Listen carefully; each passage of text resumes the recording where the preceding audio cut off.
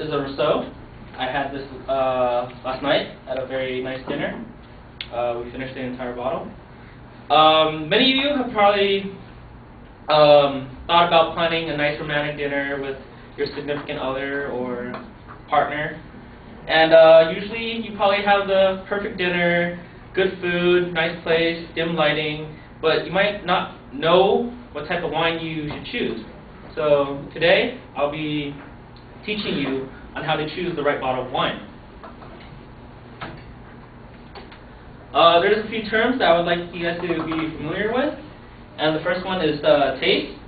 Each wine has its own taste. It varies between sweet and dry. I know it may sound weird to say that a liquid is dry, but it's more towards a bitter taste. Wine has three different flavors. There's sweet, dry or bitter, and sour.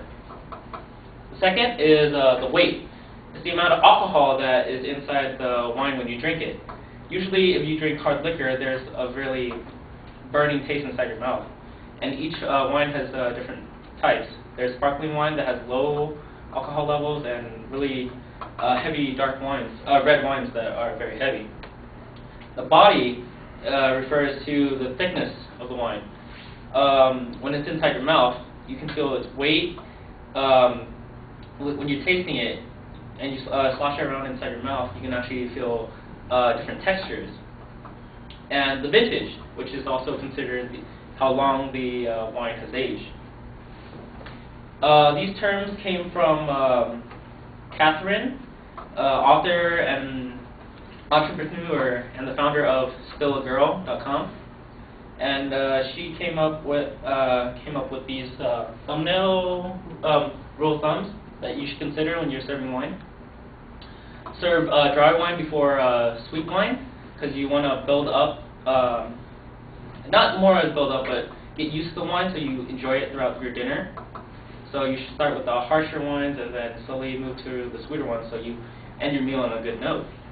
And when you're serving wine, you should serve the lighter wines before the heavy body wine. So you start off with the light alcohol wine and then you move towards the heavier stuff.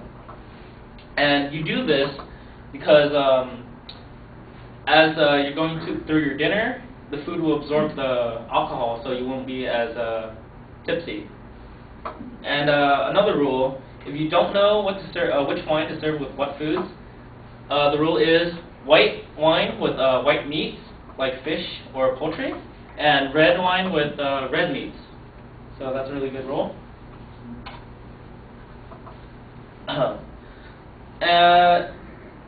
When it all comes down to it, when you're selecting your wine, you should know what you want. And that's a really big thing. And one way to know what you want is to taste the wine. What you do first is you look at it. And a few materials you're going to need is a wine glass that is odorless, clear, and clean. A white napkin, so you can compare the clarity of the wine, and of course the wine itself. When you look at it, you should look for clarity and color. Wine can be divided into 4 different types. Brilliant, which is absolutely clean. The color is very even. To clear, where there's a bit of color variation depending on what's inside the wine. To dull, which is not as brilliant or as clear. And cloudy, which is the one that you should just dump because it's not even worth drinking afterwards. After you pour it in the glass and you compare the color, you should swirl it around so that the oxygen can mix in with the wine and release the aromas. You should look for different types of fruits that were used and spices. If it smells like vinegar and it smells bad, you shouldn't drink it because that's usually a sign of it rotting. And then you should taste it. Usually, one method that people prefer to use is called chewing the wine, if you've heard of it. It's when you put the wine inside your mouth and you literally chew it as though you're chewing food. It's to get the oxygen inside your mouth and have the aromas go from your mouth to your nostrils so you can taste all the different aromas. And finally, it's when you swallow and you savor the flavor. After you swallow the wine, usually there's an aftertaste that you can consider. And usually there's a lot of flavors in that one. And which brings us to the length of the wine. That's also something that you should also notice and enjoy. That's how you taste the wine, and if you haven't tried it before, you should. There are a few tips that you should consider. If you have never bought wine, I recommend that you go to the local wine cellar and you ask them what they prefer.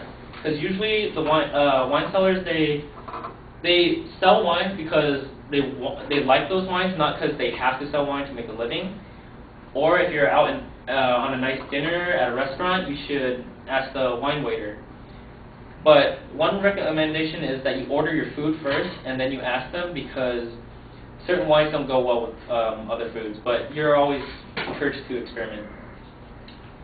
Another thing is, most people think that the higher the cost, the better the wine, which is not true. It depends on the quality.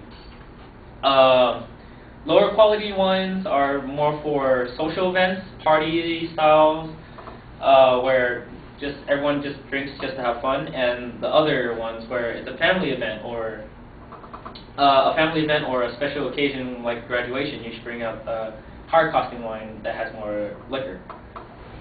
You should also consider the occasion. If it's like a nice hot day, I recommend that you go with a light white wine, sparkling wine, so that you don't get as drunk. Or the weather. You should also consider the weather. If it's a gloomy day and it's raining, I recommend that you go with a nice heavy red wine. But the main thing is, you should drink what you like. And up here, there's a few names of the common wines. On the right is the white wines, and on the left is the red. Some FFs, fun facts. Most of the wine that are produced come from Italy, Australia, and California, or the U.S. and California, which are very good. If you ask me, I recommend that you buy red wines from Italy, because they're specialized in red wine. And oh yes, wine as it ages, it gets different shades. So if you look for a white wine, it should be pale yellow and green. That's usually the best. And if any wine is ever brown, you should dump it out. And to conclude my presentation, I recommend that you all choose the right bottle of wine according to what you like. Thank you.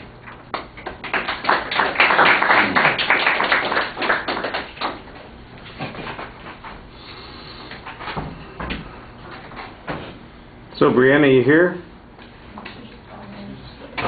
So you missed the speech? Well, hang on just a second. You can go ahead and sit down. I'll just...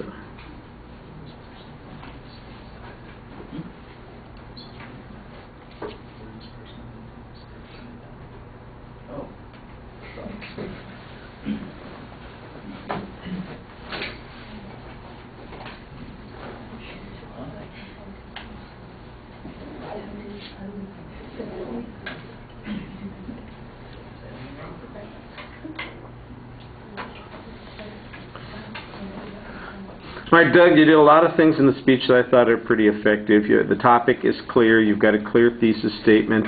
The opening is okay. I think your story could be a little bit more interesting about dinner last night, but the transition to the topic was good. There's not really much of a preview of what the contents are going to be, so I think you need to set up the structure of the speech in a lot more detail. You start off with some definitional issues, and I thought the visual that you had helped us figure out some of those definitions a little bit more. And that's mostly where your sourcing comes into play. After that, everything else seems to be just based on personal experience or preferences, and I think that you need to do a little bit more citation there.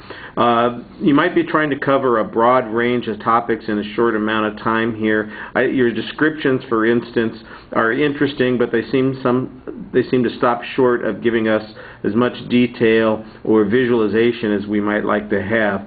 Organization, it's topical in nature. nature. The transitions between the points, mostly it seems like you're letting the visual do the transition for you.